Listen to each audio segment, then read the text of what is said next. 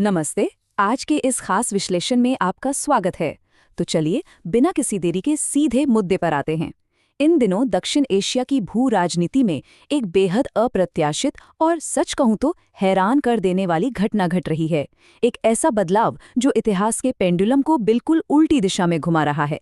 दशकों पुरानी पहचान, सांस्कृतिक इतिहास और विरासत को लेकर आज लाहौर की सड़कों पर जो कुछ भी हो रहा है ना, वो हमारी और आपकी कई ऐतिहासिक मान्यताओं को चुनौती देने के लिए काफी है। आज हम इसी दिलचस्प और चौंकाने वाले विषय की गहराई में जाएंगे। आज की हमारे इस चर्चा की रूपरेखा कुछ इस तरह रहेगी। हम शुरुआत करेंगे एक चौंकाने वाले बदलाव से, फिर बात करेंगे नाम बदलने के दौर की, उसके बाद हेरिटेज प्रोजेक्ट पर चर्चा होगी, फिर हम उस रहस्यमयी मुद्दे पर आएंगे कि आखिर कट्टरपंथियों की खामोशी के पीछे क्या राज है, और अंत में समझेंगे इन दोनों देशों की साझा जड़ें और इस बदलाव के असल उद्देश्य। तो चलिए सबसे पहले बात करते हैं इस चौंकाने वाले बदलाव और दक्षिण एशिया में दिख रहे इस बिल्कुल विपरीत रुझान की। अगर आप ध्यान दें तो पिछले एक दशक में भारत और पाकिस्तान में बिल्कुल उल्टी गंगा बह रही है। एक तरफ भारत में हमने एक ट्रेंड देखा है जहां इस्लामी या उर्दू नामों को बदला जा रहा है, जैसे कि इलाहाबाद का नाम प्रयागराज या फैजाबाद का नाम अयोध्या कर दिया गया। लेकिन दूसरी तरफ पाकिस्तान के पंजाब प्रांत की राजधानी लाहौर में क्या हो रहा है?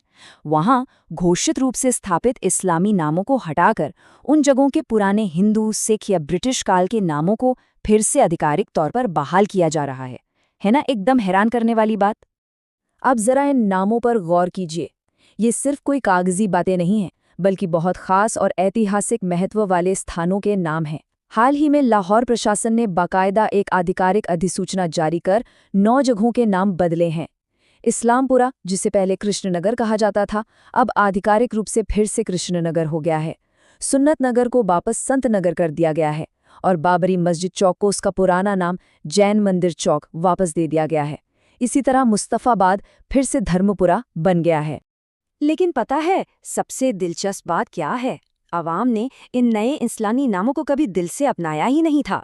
आधिकारिक साइन बोर्ड भले ही बरसों पहले बदल दिए गए हों, लेकिन लाहौर की सड़कों पर जब कोई ऑटो या टैक्सी वाला सवारी बैठाता था ना, तो वो मौलाना जफर अली खान चौक नहीं बल्कि लक्ष्मी चौक ही पुकारता था। लोग इस्लामपुरा का नहीं, कृष्णनगर का ही रास्ता पूछते थे। शहर का इतिहास और उसकी असली पहचान वहाँ के लोगों की जुबान पर हमेशा जिंदा रही। तो अब आते हैं अपने दूसरे पहलू पर। नाम बदलने का ये दौर आखिर शुरू कैसे हुआ और ये मूल नाम मिटाए कैसे गए थे? अगर हम इतिहास के पन्नों को पलटें तो पूरी कहानी शीशे की तरह साफ हो जाती है।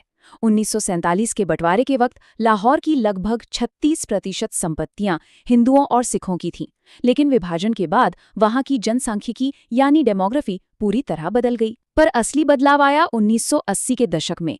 तब जनरल जियाउल हक के सैन्य शासन में इस्लामीकरण की एक सुनियोजित नीति लागू की गई। सोचिए, अकेले लाहौर में 58 सड़कों और गलियों के नाम बदल दिए गए।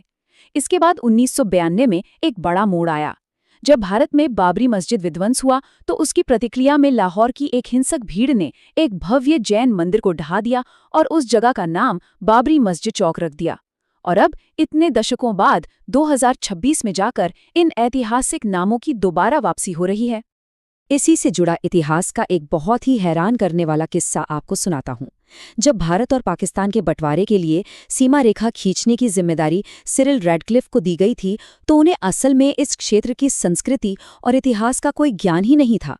बाद में बीबीसी को दिए एक साक्षात्कार में रैडक्लिफ ने खुद कबूल किया था कि उन्होंने लाहौर को पाकिस्तान में सिर्फ इसलिए डाल दिया क्योंकि उनके हिसाब से कोई बड़ा शहर पाकिस्तान के हिस्से में नहीं जा रहा था, जबकि वहां हिंदुओं और सिखों की एक बहुत बड़ी आबादी और संपत्ति थी। ये बस एक मेज पर लिया गया मनमाना फैसला था जिसने इतनी गहरी सांस्कृतिक विरासत वाले शहर का भविष्य तय कर दिया। खैर, अब बढ़ते हैं अपने तीसरे हिस्से की तरफ, द हेरिटेज प्रोजेक्ट, और समझते हैं कि इन नामों की बहाली के पीछे सरकार का आधिकारिक मकसद क्या है। मार्च 2026 की एक हाई लेवल मीटिंग में पाकिस्तान के पूर्व प्रधानमंत्री नवाज शरीफ ने एक बड़ी बात कही। उन्होंने यूरोप का उदाहरण देते हुए कहा कि वहां ऐतिहासिक नामों और विरासतों के साथ कभी छेड़छाड़ नहीं की जाती।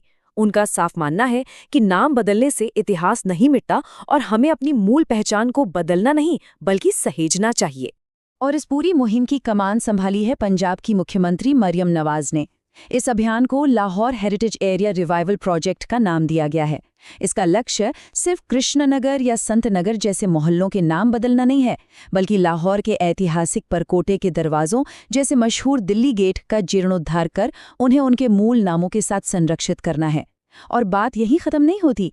सूत्रों की माने तो भविष्य में इस अभियान को पाकिस्तान के सिंध और खैबर पख्तूनख्वा जैसे अन्य प्रांतों में भी लागू किया जा सकता है।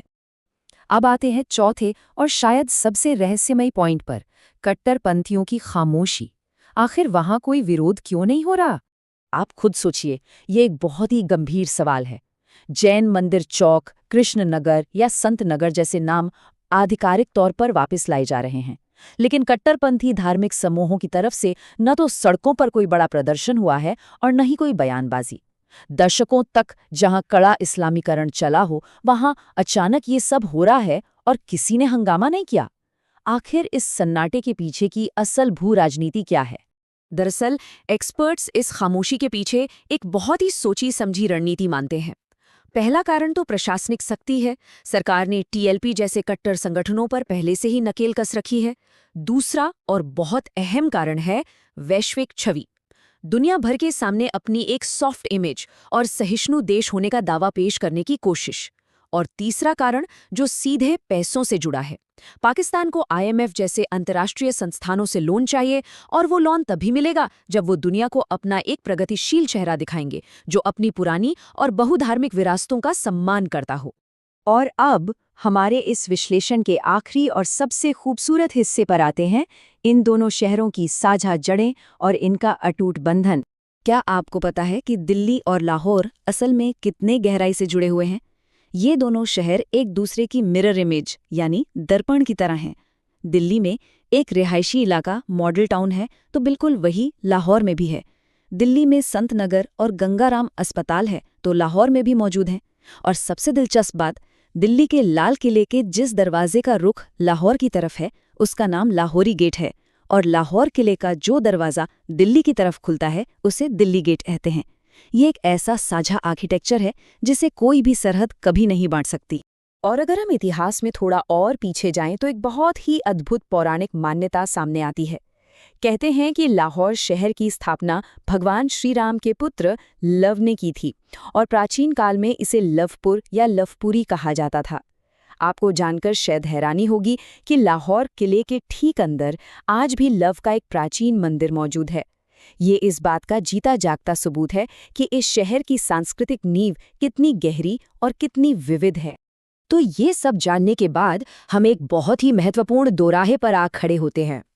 लाहौर में कृष्णनगर और जैन मंदिर चौक जैसे नामों की ये बहाली और मरियम नवाज का Lahore heritage area revival project, क्या ये वाकई में इतिहास की गलतियों को सुधारने और एक साझा विरासत को बचाने की सच्ची जागृति है, या फिर सिर्फ अपनी गिरती अर्थव्यवस्था और वैश्विक छवि को सुधारने के लिए अपनाई गई एक बेहद चतुर भू राजनीतिक रणनीति?